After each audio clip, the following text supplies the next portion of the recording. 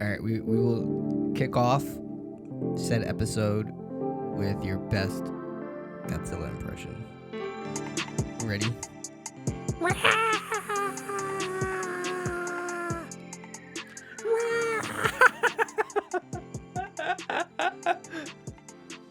I gotta do a laser. But out of your back. Yeah. Out of every pore in your body. Yeah. It's like the ultimate flex. I know. A beam. The beams. The purple beams. Like, out of his tail, I can accept, but... I didn't even know that his tail had a hole. Yeah. It's canon now. Yeah. It's, Interesting. Interesting movie for sure. You know, it's like... I'm trying to get my thoughts together. Okay. Because I've seen this movie a lot of times, but I feel like I like it like more and more and appreciate it the more I watch it. There's just like a batting curve of like absurdity to the movie, which is like that, right? There's like, obviously it's like not your usual Godzilla. Like he's an evolving Godzilla, right? Yeah. So he's got some funky forms going on. Yeah. For a first time watch, you're like, I'm not really even sure. Is this Godzilla? What I'm watching. Yeah. There's just like a lot of mist before you can kind of like clear the air and kind of appreciate it, I guess. That's just my... We'll see about that. That's my relationship anyway. Yeah. Yeah. Actually, my first impressions of it, actually, of even just seeing Godzilla, the guy in the movie, right? Yeah. The monster. I actually thought the evolution part was quite like cool or like interesting. Yeah. Like just to see him as this like fishy being, chicken fish thing, dude, right? That slowly can't is stand, like, yeah. slowly like walking, like it looked nasty, but that was kind of cool though. Like it's like there's a weird thingamabobber with like weird gills and like blood spewing out of it, and all of that kind of seemed. It's freaky. Like an interesting twist to like the emergence of Godzilla. Like I like the fact that we get to see Godzilla kind of come into being in the movie. Yeah. Because like it's kind of weird seeing this like dinosaur come out of the ocean all the time. Right? Like in the first one, he's already Godzilla, right? So it's it's kind of weird to see how he could possibly have like lived in the water. Right. But it's kind of cool to see that like he evolved into that and came out of that and like in grew, real time. Right. And grew into this rock hard beam shooting monstrosity that he is. And I like that part about this movie. I just thought like some of the other stuff were a little you know what's funny, it actually felt like the 64 was it I think 50 something. 54. Yeah, that movie felt more grounded than this movie. You think so? Yeah, in a lot of ways. I understand the sentiment. Yeah, and just like, I mean, obviously the way that they kill Godzilla in this movie and that movie was both kind of like weird. You know what I mean? It's like, they just kind of do stuff that happen to work. Something super outlandish. Right, yeah. It's obviously outlandish. I just thought it was funny, like in this movie, they're like, oh, our last resort is to nuke the Godzilla. And I'm like, you do realize Godzilla like ate all of the nuclear like waste and stuff, and like, that's how he became Godzilla. Like, you really think that you're gonna nuke him and it's gonna like work? Yeah, it's gonna work in that way. You know, like it kind of felt like their proposal for nuking him was kind of like already like a dumb thing. Like, oh sure, you could try it, right? But I felt like you already like scanned the whole area like where he walked and stuff, and you saw that it's like full of radiation and stuff. So I guess like I mean I kind of understood like their logic. I do think I mean, to counter you, I feel like the movie tried to be a little more logical per se, and it was like he is a walking like nuclear reactor, yeah, and they go like a really far way to explain that in this movie in particular, but it's kind of like a too much of one thing is not a good thing kind of thing. They're like, we're just gonna melt him essentially because he overheats, like that's what, you know what I mean. So if we drop a nuke on him, he's just gonna fucking melt, like, you know what I mean. Yeah, but I also think like I don't know how much that would have done to him. You know, I guess like their cop out was when the stealth bombers came and then they dropped like the bombs into his like the openings in his like fins. Yeah, that didn't make really much sense either. Which is, I mean, it feels a little cop out ish, but whatever. Yeah, it's just like it's like he's very susceptible to what the script what the script wants him to do, you know. Like it's kind of like that. He's literally indestructible, but we gotta find an opening somewhere, right? And so, but yeah, it's funny that like the solutions are we either melt him or freeze him. I mean, I think the freezing thing was probably a better idea, right? Yeah. Yeah. I get it. It was more just like the race around the clock kind of tension that, you know, that's what they're really going after. Yeah. You know, with the U.S. like coming in and everything. Yeah. You know. Yeah. It like works, I think, like in hindsight, like in circumstance in a way, but like again logically maybe not, but it does cater to the story pretty well. Yeah. And also like oh my god, like they're gonna drop another nuke in Japan, like, you know, it's like kind of rebringing up those topics. So like even thematically, it's like it fits, but at what cost? Yeah. Right? That kind of deal. And like conveniently, all of his radiation, it's very short. Yeah. So convenient. Yeah. Right? It's like the isotopes are so, you know, they go away in like they're 5 here? days. Yeah. It's here and then it cools down. Very convenient for you Tokyo dwellers. You can go back to your home is squashed, never mind. You can't go back anyway. Yeah. Dun dun dun. Yeah. It's, I don't know, because like what you explained, where like the 1954, the original one, feels a little more grounded. Like it because it goes back to like, I mean, they're both sort of natural disaster movies in the same sense, right? Like that's a huge comparison. But it's like, I think for me it was like the imagery of it all and like the kind of creative freedom about this movie takes it out of the groundedness. Like again, like fucking shooting lasers out of his exactly, all of his dolphins, stuff like that. Yeah, and like the first one felt a lot more like, oh, I guess he could do that.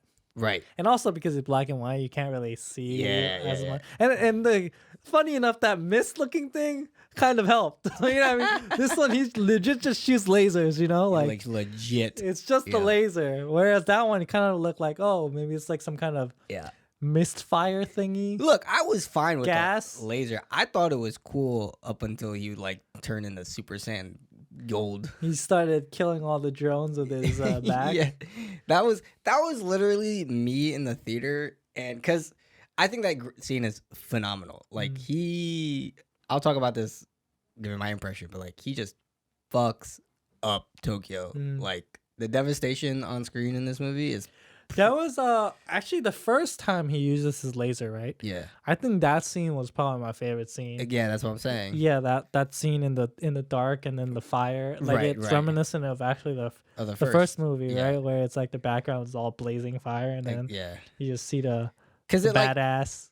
Because it evolves. Like he starts spewing fire because like they dropped the bomb on him, so now he's like pissed, right? Like you poke the beast sort of deal, and then he like burns out smoke at first, and then the smoke turns into fire, and then it like conduces itself into like a laser beam, and then he just like levels. Like even that I'm okay with. It's just when he turned into like Super Saiyan, you know? Yeah, that's what I'm saying. To like, it's just funny because it's like the way that like that progressed of devastation was really good, and it really had like the impact feeling.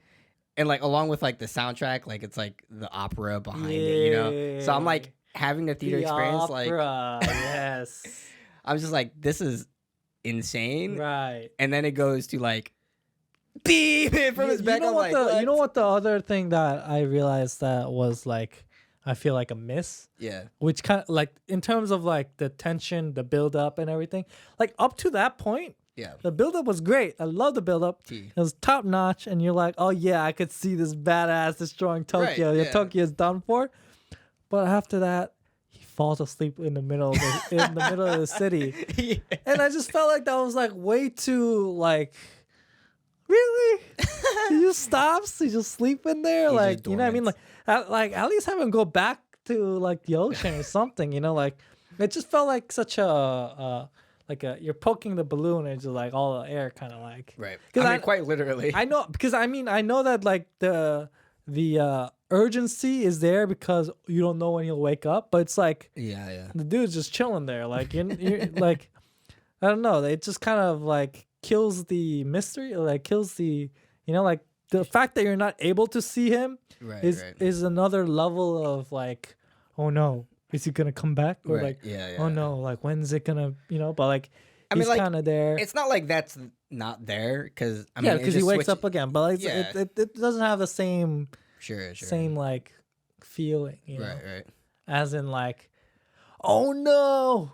The tsunami! Oh no! It's coming! The feet just like comes down on the little human beings. And, You know what I mean? That kind of stuff. Like that like first initial like boom. Right. Because like they kind of like take that away by having the evolution part, right? Yeah. By having the chicken. The Chickenzilla. I'll call it the Chickenzilla. He's like a gizzard. Yeah, he's like a gizzard with little legs and gills. With like big bulging eyeballs. Yeah. It's like I like one point I was like, am I watching the right one? It's same. The people like watching this in the theater, like everybody's reaction was like so top notch. Because everybody's just so clueless most of the time. But yeah, I don't know. I mean, there's a lot of that, right? Like give and take, like tension, and then like delivery in that sense. So I don't know. I think maybe I'm a little desensitized to it because I've seen the movie so many times that like that part of it of like the dormant state, it doesn't really bother me. Because I mean, it's definitely not the same, right? Because like he's already there, and like that like we got to make a solution before he wakes up. Yeah. And then it kind of like alludes to like we've got 5 days before he starts wrecking shit up again, And even then, like when I was particularly this time, because I remember there's like some shots that are like you see the shell cracking and he's like alive, he's like and they're like formulating the plan. Then they're like double down on the their plan to freeze him essentially. But then it's kind of like they're ahead of schedule because he's like, we have 15 days. And it feels like they finish in like 2 days and they execute the plan while he's still dormant. And it's like, this should be an easy dub because he's already sleeping. But then he just like wakes up as soon as they like it feels like premature on that part. Yeah. That's kind of like where I felt a little snuffed in the movie. It didn't feel like, they like did a little early. Godzilla just didn't feel like he was primed to wake up. It just didn't feel like the epic climax of the movie, Right. I felt like that opera part was the epic climax of the movie. It really was. But that comes out like maybe halfway, like not almost like right before the halfway mark, I feel like. Yeah. And then the later half is like, well, that's the point, I think, when the prime minister dies and all that, right? Exactly. So like it's that second, it's the moment that you go into the second half. Yeah. And have and the other thing is I didn't really like the main character, to be honest. I think he was way too much of a snob. You know what I mean? The way that he like talks about like all the people and like how they don't who are like incompetent and like all of that, and he's like, oh, the politics, and like he's like, it's like I gotta create my own little group. And we have no seniority here. You guys can talk freely, whatever you want. We can bring all the dumb, weird people and the nerds. It is literally like the Bad Batch group. It's so funny. I just felt like he was a little too like snobby. Like just he really was like, I'm the only one with the brain in this room. Yeah, and everybody else is like, everyone's a dumbass. Like everyone's like useless. And but like in reality, it's switched. Like they're the brainiacs. And, like, he's just like directing. Yeah, I like the guy like one above him better. Okay. The more politician guy. Yeah. I actually liked him better. And I also thought the guy with the glasses. The guy with glasses. Yeah. And I also thought the female and male, like the whole bit with the American girl. Oh my! I just thought that was kind of that is single-handedly. That's easily the worst part of the movie. Yeah, I was like, I cringe every. Why it just are they never. Doing this? Yeah, it's like, that was the only like bit that like I'm afraid to show this movie about, and like I was like really curious what you think. It's just so bad. Yeah, so and like there was no like real like chemistry there either. Like Zero. It's not, like because, and I'm not saying it's the fault of the actors either. I just think it's the script, like the way like she speaks like American. She speaks American half the time, right? And then she like goes into like Japanese, and you're like, what? It's just like you're not blindsided. Like you're definitely Japanese. Like she's trying to speak. Like the script is trying to make her seem like she's using like it's a mix like like English American like English Japanese, right? She speaks English, and then like she's so like she's so American that she just like goes into English whenever like she speaks Japanese. Like that's the implication that they're trying to like create, right? But it does not feel like that at all. Bad it's execution. Like, she's just a Japanese person trying to speak English. I mean, like, okay, look, like, not at the fault of like the actress per se. It's a fault of like the casting. Like, if you're gonna do that, get someone who's Japanese and English, Japanese American or something. That has the what's her understanding name? Of the nuance of like what the language, like how to do that kind of like speech. Have you seen The Boys? I did. Karen Fukuhara. Yeah. Get someone like her. Yeah, something like that. Like have that like ease of language, like exactly, like the dual language, But I mean, I think I read too. Like I forgot her name, but the actress that plays that role. Like she knew that she was that she was going into being someone that was Japanese American, but even she was kind of like shocked to see how much English was. I mean, look, script. she tried her best, and I could see that she was trying her best. You know what I mean? Yeah. But that's the problem. I could see that she was trying. What? That was the problem. You know what I mean? Like I need to see somebody who's doing that. That's acting like they're not trying at all. It's gotta flow naturally. Yeah. Oh my god. What really throws me over the edge for it is that the main character tries to like double it down with her. That's what I'm saying. That's like even worse. The main character tries to like riff off, play that banter, right? Yeah. And I'm like, you're not it either, bro. Two wrongs don't make a right here. Yeah. That definitely just leaves a sour taste. It's really the roughest part. And there's like so many moments I feel like it was not, I don't know if it was necessary or not, but it just kind of felt like just to pad the time almost. Like, a lot of her scenes with like the other people, like when she's like giving out the information on the professor or whatever. And like they're giving out all the exposition and like almost all the scenes with her were like exposition scenes of like her professor and stuff like that, and trying to like move that part of the thing. But that was literally like her only job in the movie, because it is to provide the professor subplot in there. And at the end of the day, like I think that even though like that's kind of how we kick off the movie, and that is exposition, it had no weight. Yeah, you didn't really need it, right? That's why I felt like it was like just padding to the movie, because all the other stuff were a lot better. Exactly. And I actually thought the group of misfits was more interesting. So good. Than having that whole thing over there. With the girl, and like when she goes to meet like the American like generals or whatever it is, and she goes to meet the new like prime minister and all that stuff. It was like, who cares, right? I'm not really interested in that, anyways. Yeah. And I don't think people are there to watch that, anyways. Yeah. Exactly. Let's get back to the monster and let's get back to how you're trying to figure this out. And I know the professor was the one who had the secret to finding out the thing.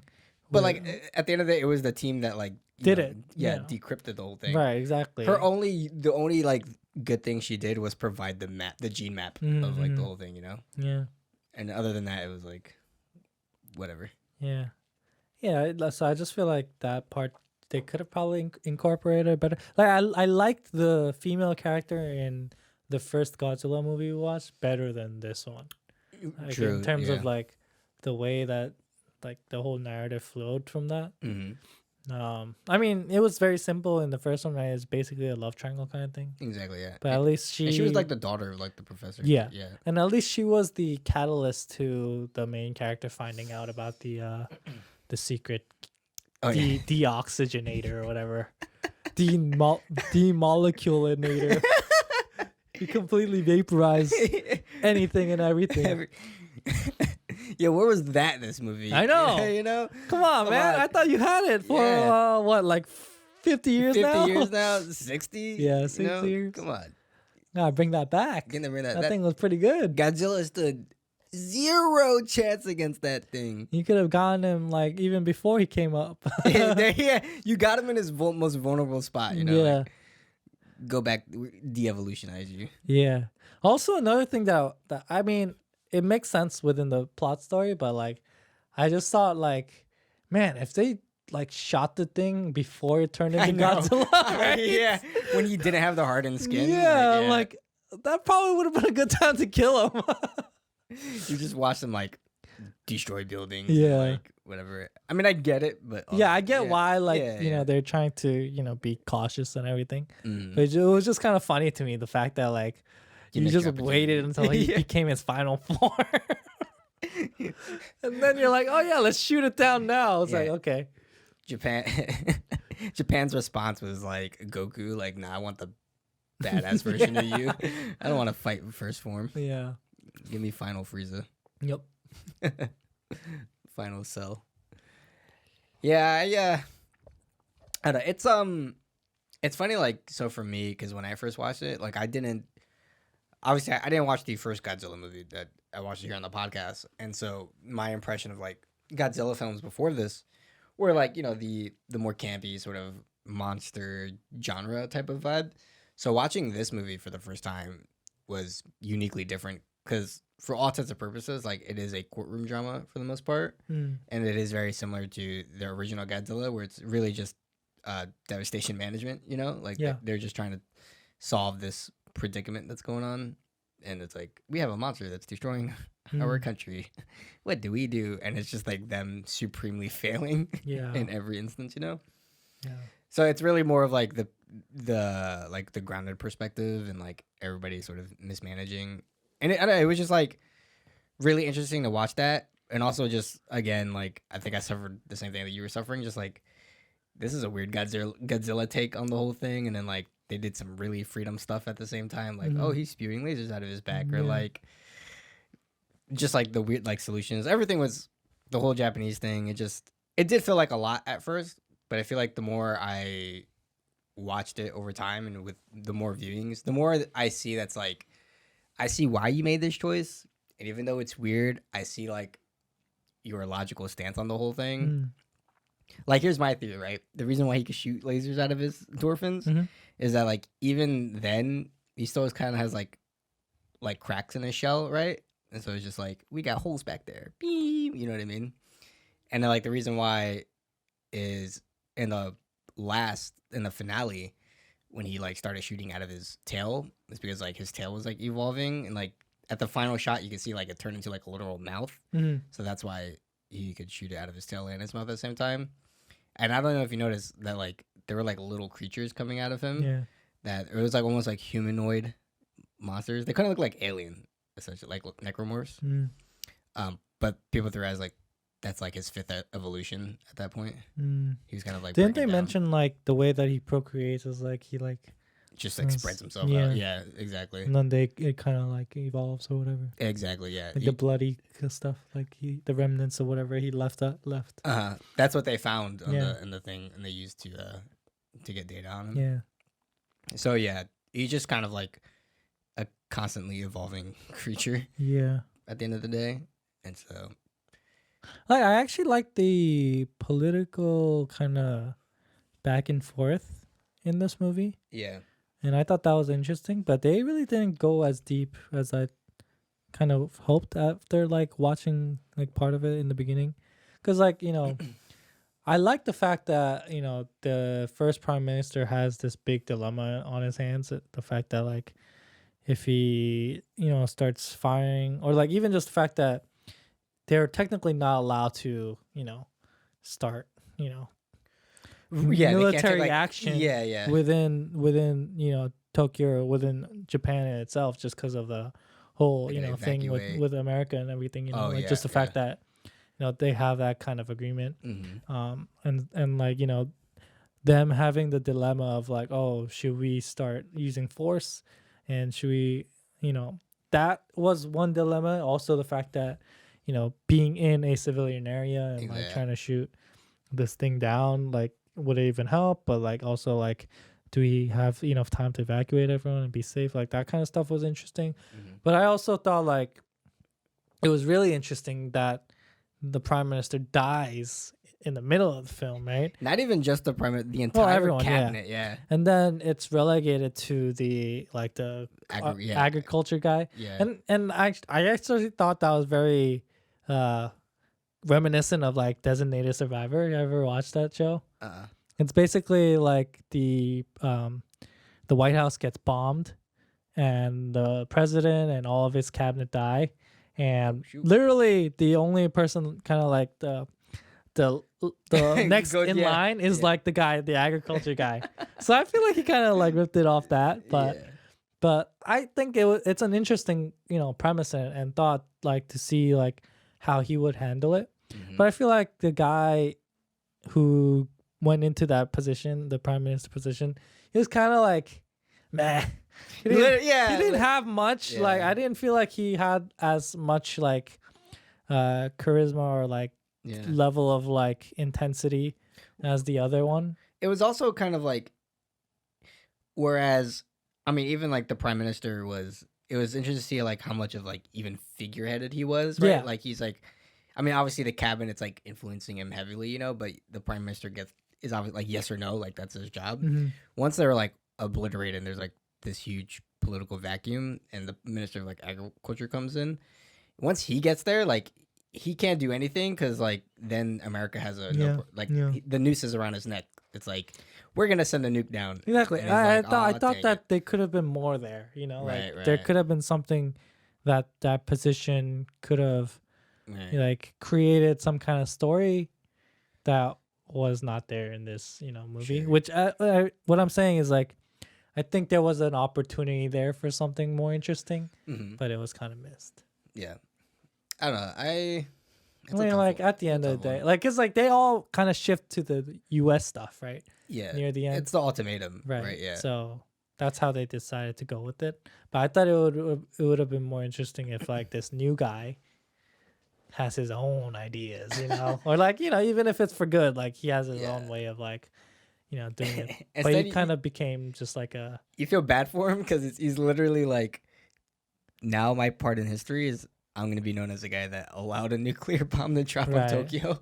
Like, but nope. Like what?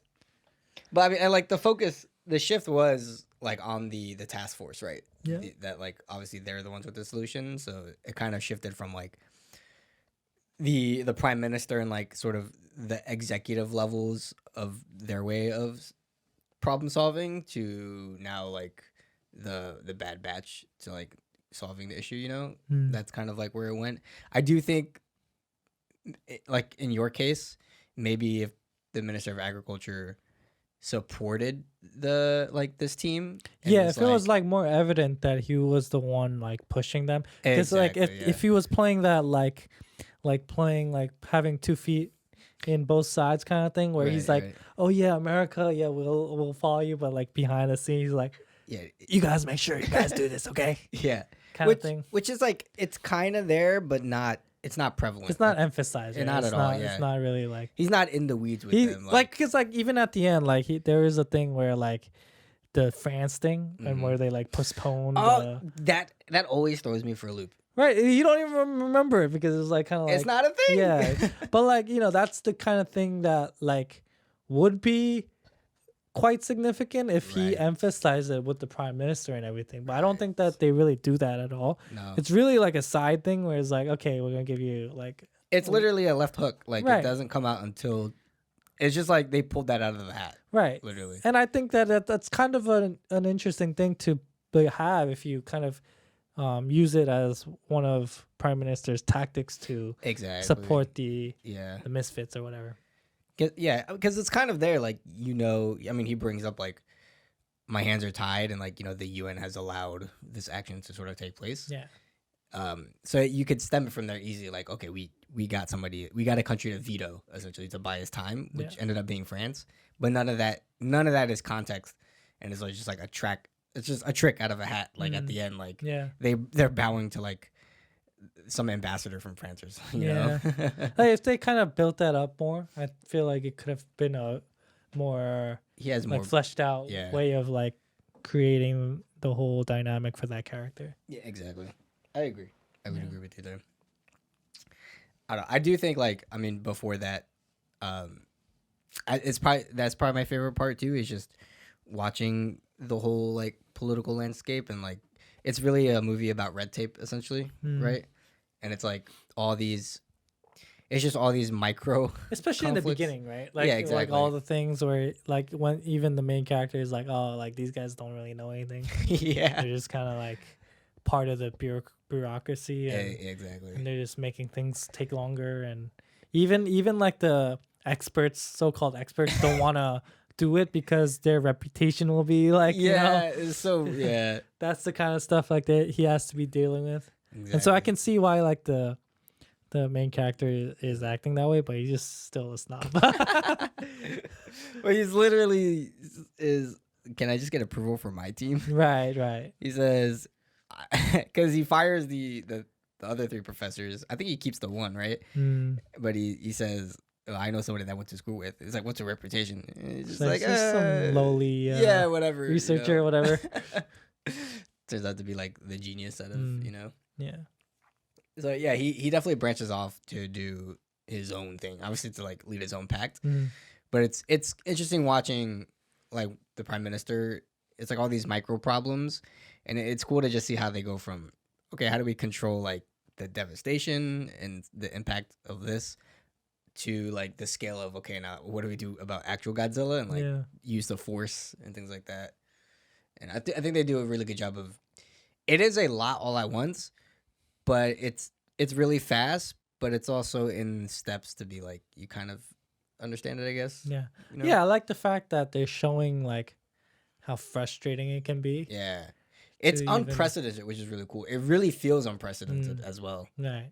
You're like, we don't know what we're doing. You're like, what do you have to do now? Like, and then people are like, oh, why didn't you do it sooner? It's like, what are we gonna do? Like, we don't know what to do in this situation, to be honest, right? Like, it's like, have you ever had to kill a giant lizard? I don't think so. And like all the little like holes that they like not loopholes, but like all the little hoops that they have to go through, like making sure that, America's happy, making sure the whole world is happy, and making sure, this is. Yeah, they're trying to minimize collateral and all that things, Yeah.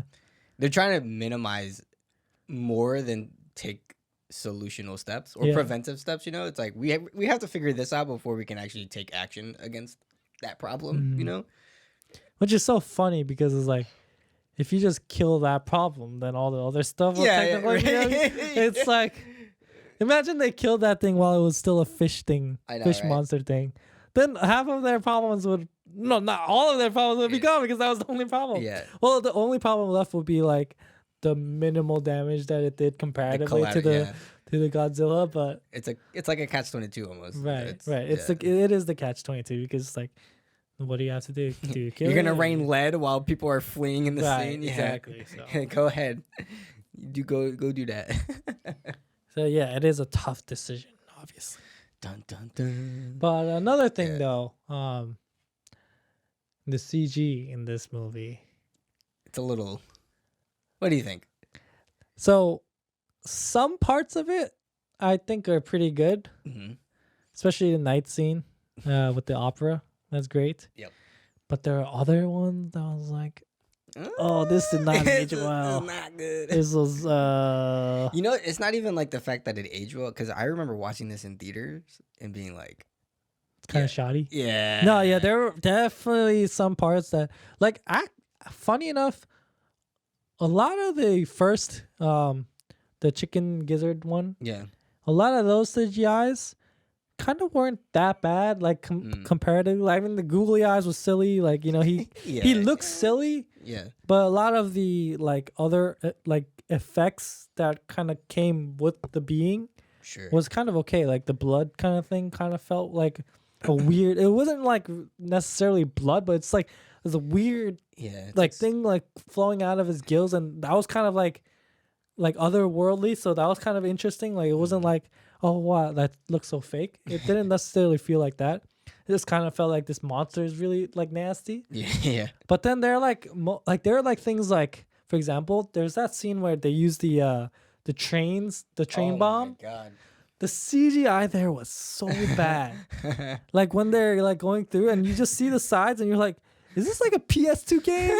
What are they doing here, man? Like it just looks so bad. I like how it snakes up. It's like, yeah, as it like explodes all around them.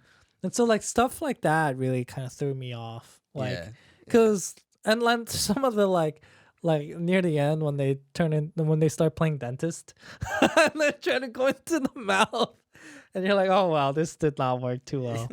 But a lot of cool stuff was like the tank stuff was pretty cool. That was really good. That was pretty nice. Yeah. Like the B-52s coming in was kind of okay. Yeah. But yeah, a lot of the stuff were more like the part of the city and stuff like that that kind of looked bad, you know, like. Once there's like collateral involved, it didn't work. Well. Yeah, and some of the explosions and stuff kind of looked, you know. Yeah, those explosions were not great. Yeah. Yeah. Especially like on Godzilla, it didn't really look like the full impact sometimes, you know. Like stuff like that. But yeah, but Godzilla itself looked pretty cool. I think once he gets when he turns into his form. It did. I mean, like I said, it is unique. Whether you like it or not, it is definitely unique takes, like the evolution parts and like, you know, his first evolution, etc. But he does come out to be a pretty cool Godzilla. But that's why I kind of feel like the first one felt a lot more grounded in terms of that. Right. Like even like the city itself, like you can kind of tell it's like models, but like even then it's like it looks like it kind of worked. Yeah. And I think the camera usage was a lot more static in the first one, which kind of lends itself to more like this is a shot and almost like I'm looking at a miniature kind of thing. Like it's just like a static thing. Yeah. Whereas this one is like handheld shaking everywhere, and then you're trying to use CGI and you're trying to like have this stuff, and like it doesn't. A lot of times, like the problem with CGI, especially when it's like mediocre, is if you have a lot of movement with CGI, you can really tell like how. You know how bad it is. Yeah, how janky it is. So that's why like the reason why the night scenes were so good is because it's dark. You can't see anything. A lot of things are like shaded by silhouettes and the shadows kind of help hide the jankiness of it. Yeah, and it looked really good. You know, it looks really good. And like when he is finally hardened and has that like explosion stuff, pretty good. Yeah, definitely. I mean, for me, I think the worst is, it's probably the first part when he comes up. And it's not even him. I think it's just, like, the compositing of it. Yeah, yeah. And, like, he's, like, in a river and he's, like, pushing all the cars and the boats and stuff. Like, that just didn't look good. That was so bad. That was so bad. When the boats were, like, pushing forward. Yeah, those stuff were bad. Yeah. That was, like, really rough to watch. Yeah. Yeah. So it's like compositing stuff like that wasn't great, and like that, and when he's trying to climb up into like he's like snaking himself to like stand upright. Oh and, yeah. Like, he's trying to become like bipedal, you know. Yeah. But like the buildings kind of collapse and like I don't know, just like the collateral and like the way that those buildings sort of fall. Like, you can tell that it's like the simulation, right? It's the physics simulations that looked way too and it feels generic. Like that. Yeah. You know, it feels like I was like in a physics dummy or like you know what I mean? Yeah, they just played the simulation there. Yeah. Another part was, you know, when Godzilla finally wakes up. Yeah. And he's like about to go, and then they start like knocking down the buildings on him. Yeah. I'm like, bro. The convenient placement of all those. Yeah. You know, no, what's funny is like, and the funny part is like, he actually like gets staggered when those buildings fall. I'm like, bro, you like took a freaking missile like to your body like 3 times, and it like pierced you. It literally pierced and these buildings are doing more than that. Yeah. I'm like, what? You like tripping and slipping and falling. Yeah, I'm like, oh, you got hit by like some crazy ass like bombs, and you're like tripping over a few buildings. The buildings are like melting over him. It's funny because it's like, they don't give a crap no more. They're just knocking down buildings. They're like, oh yeah, we don't have any civilians here anymore, so we're just gonna knock down all these buildings. Open fire. Yeah. Open fire. I do like the little so like I think it was like the last phase of that, and it was cool because like I guess they planted bombs around the skyscraper for it to fall conditionally. Yeah. And that was a cool addition, but then as it was towering, you see like missiles coming in and like destroying the building even more as it's falling. That was like a nice little. That's kind of funny though. It's like, don't you want the building to kind of be whole while it falls? It was kind of like that you're kind of killing the purpose of like having the buildings fall, and breaking all the buildings before it hits them. You wanted to have some structure, so it like nails them, but it's like nah. Just in case the C4 didn't work. Some extra missiles. Yeah. Throw some extra missiles on them. We can't hurt. We unlimited budget, right? Yeah.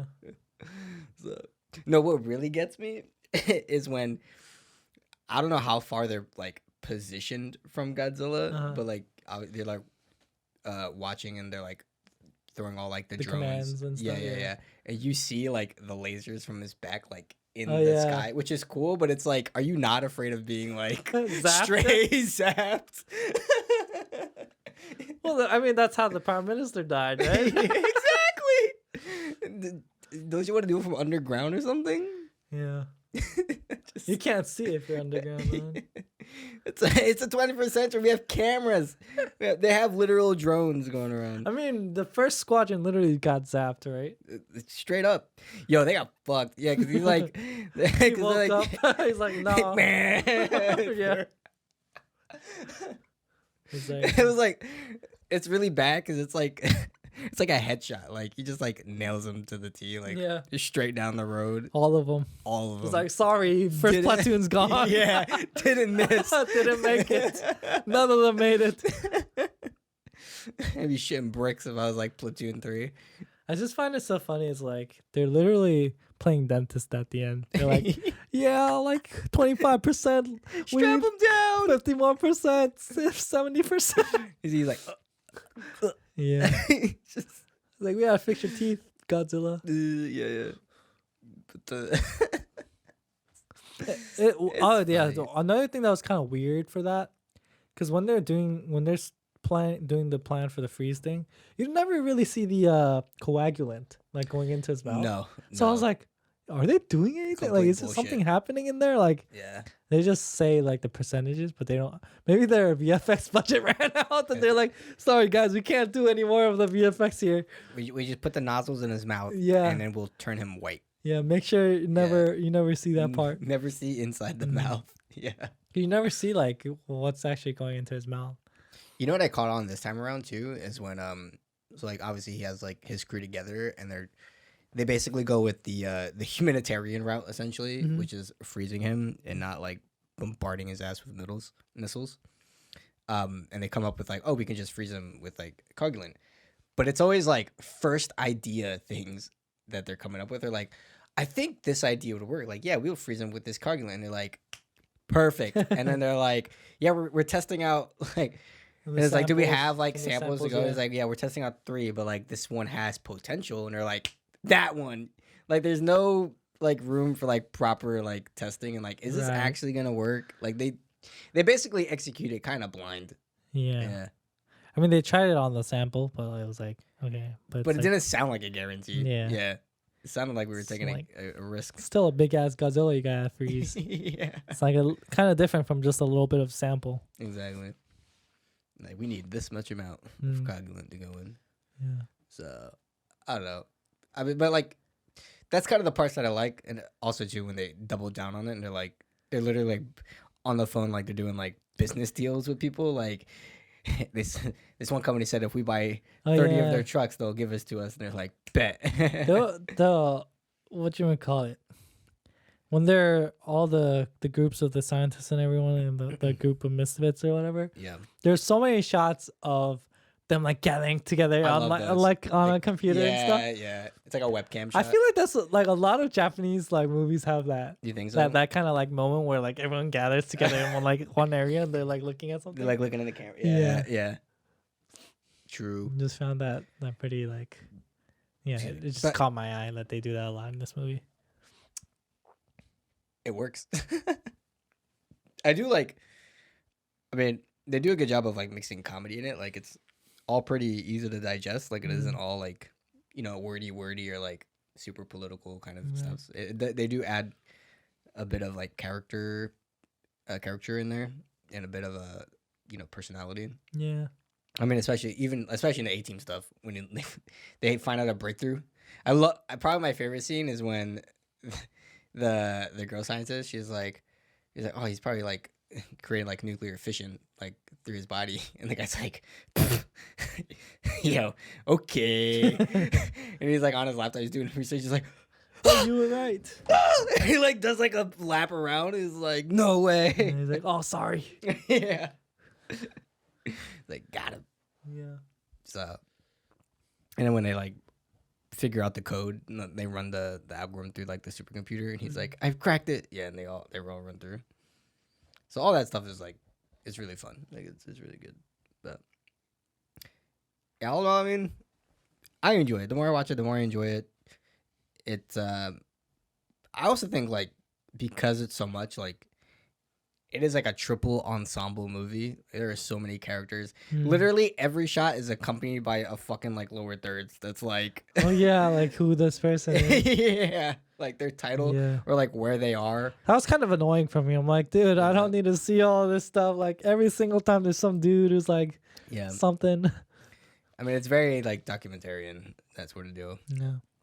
But I don't know, it does feel a little rewarding for each watch through because you're never going to digest all that in the first run through, right? Right. So you kind of pick up pieces and pick up dialogues as you go.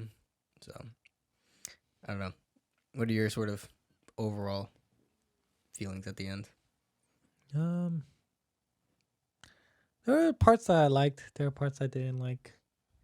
I think the CG was mostly...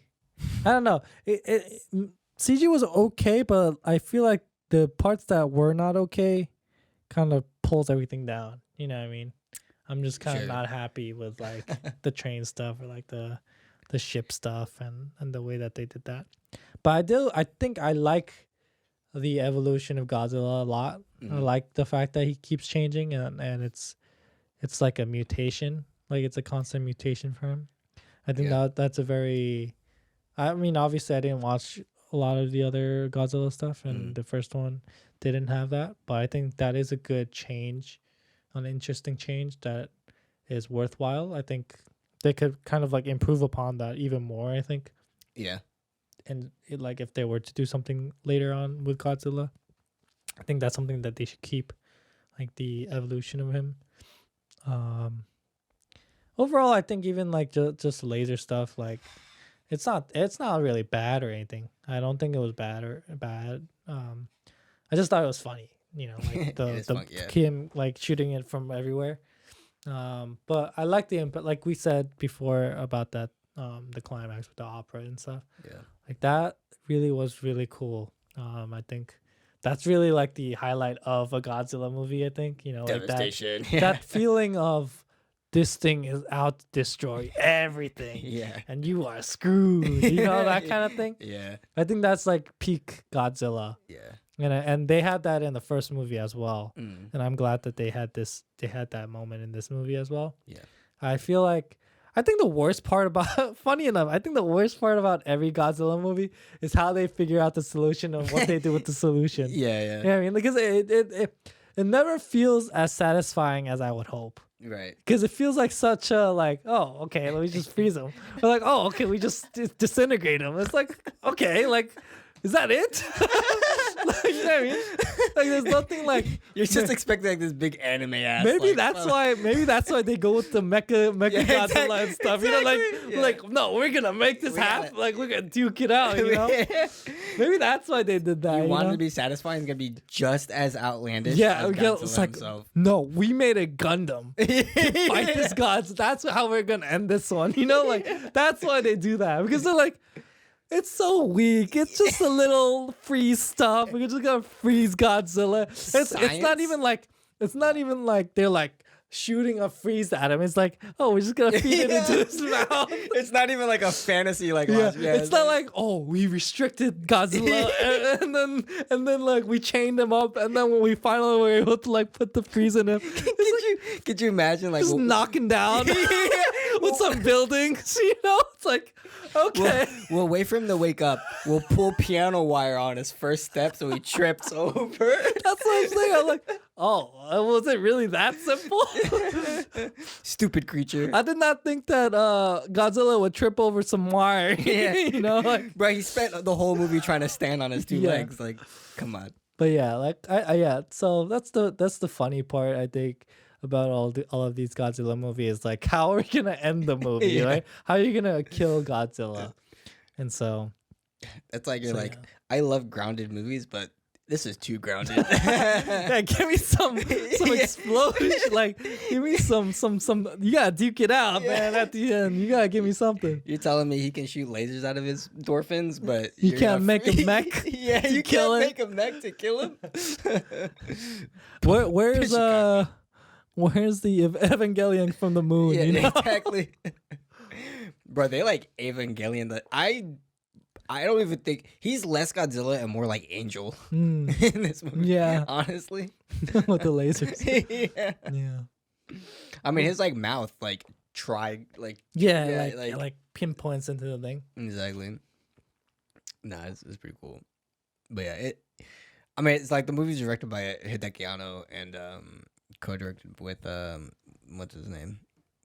Shinji Higuchi, which they both worked for Evangelion, so there's like I don't know, Anno's like fingerprint is kind of really noticeable in my opinion, and I definitely see a lot of like him in this, which is like, oh yeah, there's a lot of neon sort of, you know, it's got that same tone, but like literally, I mean, the music from NG is in the movie as well. Like there's a lot of remixes of that one track. I think it's cool. I think overall, like, even looking at as like in the sphere of like all Godzilla movies, like this feels like a nice love letter to Godzilla as well, because like there's a lot of like the Godzilla screams that they use are all from, it's like a few of them, but all from like the original Godzillas. Like even the 54 one is in there. The ones from like the 60s to the 70s, and they use it for like different phases, the different evolutions that he's at, you know. So they didn't go, you know, create their own thing. They kind of reused it. Then they use like the original soundtrack from the 1954 movie. The ending credits is from the original movie. So it does feel like, I think maybe my favorite part about this movie is like it feels grassroots in some interesting ways, while also kind of Anno-izing it, like, you know, being a little fresh at the same time. I mean, I did not watch a lot of the other Godzilla movies, but it does feel very like the first movie that we watched. Exactly, in a lot of respects.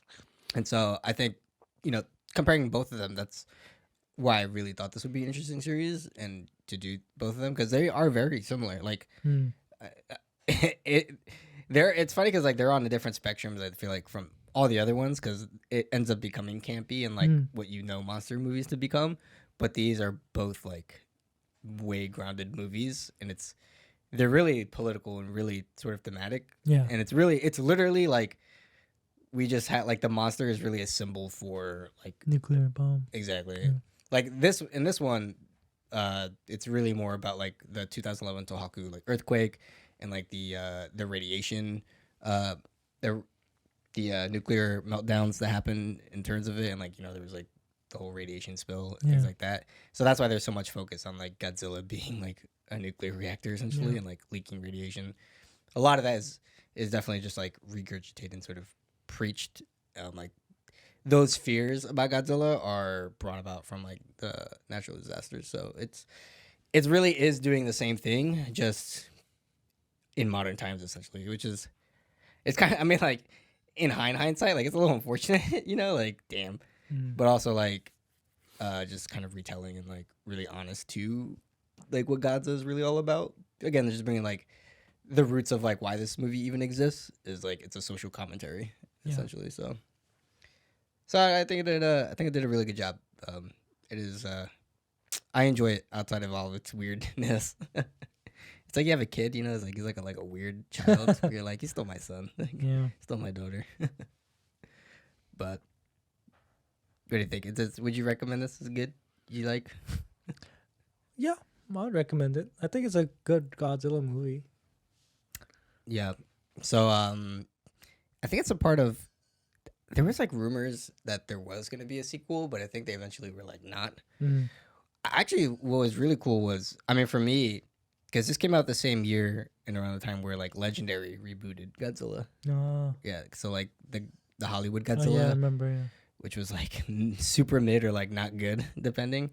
And it's like, And then like me, like, oh, but there's gonna be another Godzilla, like from Japan, like please, just like give me like some. Did you watch the other one too? I did, yeah. American one. Yeah, pretty much when they both came out. That one was more like military like stuff, right? Exactly. They're like trying to kill Godzilla. It was like, I think I saw the trailer for it, and like I used to see a lot of the posters in the movie theaters for that. They're really hyping it up. I never watched it. Yeah. Yeah, it's a little more of the same. Like they take more of the human, like grounded element of it. It's more multi-narrative because it's one person's like a guy from the military, another one's like scientist, and like the other one's typical like Hollywood. Disaster movie tropes. Yeah, exactly. But not as good. not as good.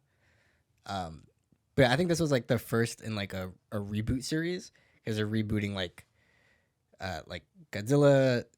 There's like a Shin Ultraman, directed by Higuchi, and then Anno's doing Shin Kamen Rider. So it's kind of like all the classics sort of like rebooted. So they're kind of like it's like an MCU verse sort of deal in that way, I think. But I don't know. I'm interested for Kamen Rider whenever that comes out. I do have to watch Ultraman, so maybe we'll report back then. I'll bookmark that. So, yeah, that's our little mini Godzilla series. Yeah. Or monster series actually. Yeah, monster series. We did host. Kaiju stupid water monster series technically. Yeah. Marine monsters. It should have been the Black Lagoon. For the next series though, we have drum roll please.